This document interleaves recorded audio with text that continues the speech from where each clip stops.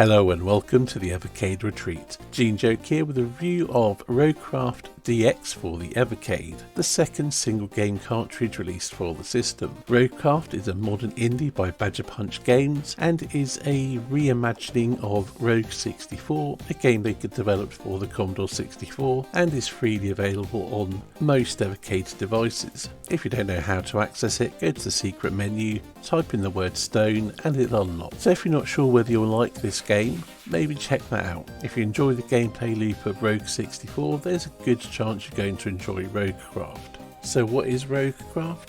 Well, it's a roguelike with enough tentacles to make the average hentai fan smile. Or roguelite, whatever you want to call it, it really doesn't matter. Where you can choose to play a warrior, a thief or a wizard, and each of those represents easy, medium or hard difficulties. They behave differently but in the ways you would expect. The warrior is basically a tank, he'll hit things hard and tank more damage. The thief is fairly balanced, he can deal some damage, he can take a bit and he can teleport, which sets him up for a backstab ability which lasts for a couple of moves after they teleport, allowing them to do a lot more damage to enemies. It's not always that easy to use though, because the location of where you teleport to is pretty random, although it tends to be towards an exit. The teleportability takes up an inventory slot, and once used it has a cooldown period. Well, technically I think you have to kill 4 more enemies before you can use it again. So in theory, if used correctly, you can recharge it pretty quickly, but require you to use it on a screen with 3 enemies that you can take out quickly, assuming you teleport near enough to them. I say in theory because I haven't been able to put this into practice yet.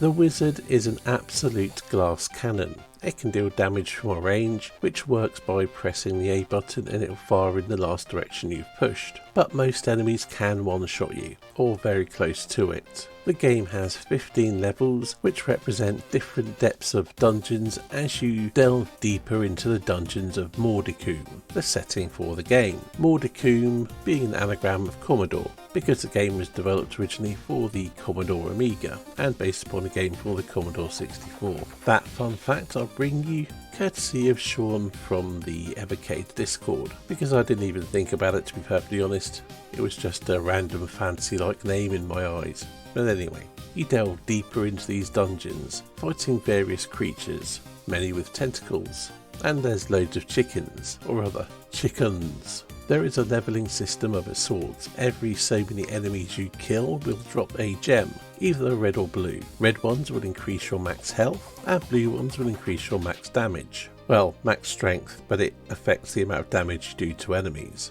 Naturally, the 3 different characters have different max healths and max strengths they can reach. Also within the dungeon there are various potions, which come in 3 colours. Green potions will heal you every time. Their usage or function is set. Every run is the same. The red and blue potions change with every run. Some will give you regeneration for a short time, allowing your health to recuperate. Some will just wipe out the monsters on the screen, or turn them all into chickens. They might confuse monsters, or just get you drunk. As well as the randomisation of the potions, the layout of the levels does randomise each run as well. Every level has a secret area, which will usually contain a potion and a treasure chest, as well as an enemy or 2. The last thing you'll find around the levels are treasure chests, which contain gold, and gold essentially goes towards your points for your overall score for the run.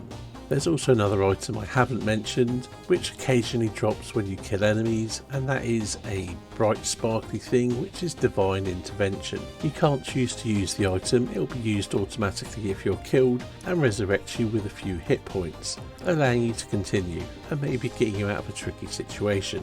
Or perhaps leaving you in one, because the chances are, if you require Divine Intervention, you're already pretty boned. Or at least that's how it worked for me, because every time it's been used I have died within a few turns of being revived. I guess resurrection just isn't what it used to be. Other things to note about the game is there are no save states. It does autosave your high scores, but that's it. And that is really a a bit of a negative for the game in some ways. Well, disabling save states absolutely makes sense. It does prevent save scumming the game and seeing all it has to offer too soon, and I think that's definitely a good thing, so people can actually get the most out of the game. The negative comes from there is no way to save it and come back later, especially on handheld. When I play the game, I play it quite thoroughly, so a run can last quite a while. Get interrupted, have to go and do something, or maybe your battery's getting low. There's no way you can save and quit and then load up to resume where you were. And if they'd have the function to do that with it erasing itself, meaning you couldn't abuse the save state, that would have been handy. But I do think that's a pretty minor criticism. But it might be a bigger one for you if you're one of these people that only gets to play in short bursts. As for the graphics of the game, as you can tell, it's got some nice pixel art. It does reek of Amiga, which is a good thing in my mind. The characters and various enemies are distinct and have a lot of character to them. The dungeons look suitably dark and dank like a good dungeon should do. The sound effects are more than functional. They are fairly sparse, but it's not the sort of game that requires loads of sound. Again, they more than do the job. The music is fantastic, it's quite chilled, and it really suits the feel of the game. Because while this is a dungeon crawler with you fighting off monstrosities as you delve deeper down into the depths of hell, maybe, whatever. The thing is, the game has a slight humorous, quirky touch to it. That's carried over in the music. It's not catchy tunes, it's quite chilled. I wouldn't say toe tapping, but there's a little bit of a groove to a few of the tracks, which I think really helps given the fairly sedate pace of the gameplay. And the gameplay itself on the surface is very simple. The controls are very basic, up, down, left, right as you navigate the maze or the dungeon, whatever you want to call it. There's no attack button, you just push into the enemy, and behind the scenes dice rolls will do the maths, or math if you're American, and decide whether you hit the beastie or it hits you, or not, as the case may be. You press and hold the A button to use your inventory, and use left to right while you're holding it to select which item you want to use, release it on an item, and it will use it. The only other difference is if you're firing magic missiles with the wizard, as I mentioned earlier, and that's just a single press of the A button. Oh, and you can press the select button to end your run, although you'll have to press Y to confirm. So the real question is the game any good? And does it do enough to warrant being a solo game card?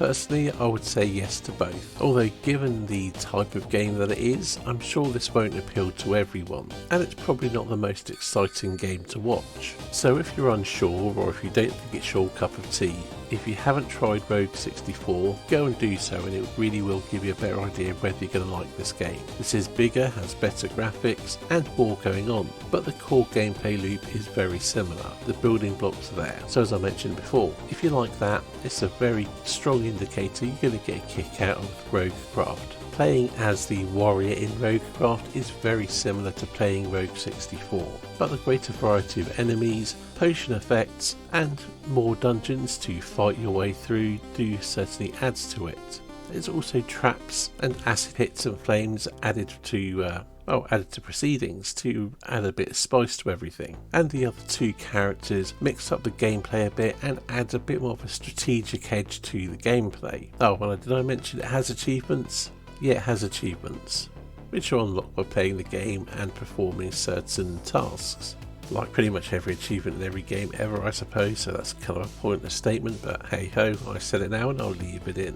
As for this DX version, which is, I believe, temporarily or short-term exclusive, but will come out on other systems further down the line. As for how it differentiates from the base Amiga version of Roguecraft, it has more music tracks, I think a couple more enemies, and more dungeons, maybe some extra potions. All this information's in the manual of the book anyway. And I think these extras really help make the cart or the game worth being a solo collection or a solo cart. I'll get my words right, I can speak really. Also, naturally, due to the roguelike nature of the game, it's very replayable. Throw in the different characters and strategies required to beat the game with the thief and the wizard, there's plenty of coming back to this one. As you'd expect, I received this cart alongside Neo Geo Arcade Collection 1, which does have some absolute bangers on it, but this game has been largely distracting me from Neo Geo Arcade, and in some ways I think the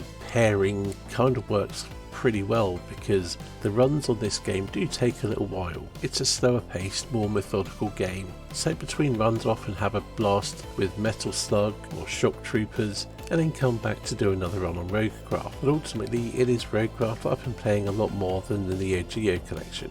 And actually that is personal taste. I'm sure many other people think, yeah, Neo Geo all the way, but slow moving, turn-based combat roguelike things are not for them. But for me, and as far as I can tell, many other people, this is almost a comfy game. I don't really like that term. That's what I can sort of chill out to, work my way through, take a bit of time, and play over and over and over. Something that I've done so much that I'm reviewing this earlier than I thought I would be. Although I haven't finished it with all 3 characters yet, I'm enjoying trying, because the game has grabbed my attention and it's keeping me playing, which is definitely a good sign. So yeah, I think it's a fantastic game, and this video effectively works as a carts review and a ranking video where I'll add it to my ever-growing list where I rank every Evercade game, so I might as well get on with the ranking type stuff now. To score the cart out of 10, I would give it a 9 out of 10. Only one game, which means nothing can drag it down. It lives or dies by the one game, and I'd give that game a 9 out of 10. So naturally it's a 9 out of 10 cart for me. Placing it on my ever-growing list where I rank every Evercade game, I'm going high with this one naturally, and this might have a little bit of recency bias, so as things move along this could end up being shuffled up or down depending, but for now I'm going to place it above Batsugun, but below Legacy of Kain Soul Reaver, which places it at the number 2 spot. Now you may be thinking that's a bit high, but this is absolutely a me type of game. Anyway, I think I've covered the game enough, so that's it for this video. I will leave you out with a silly song based upon Roguecraft, but thank you for watching and I'll see you in the next video.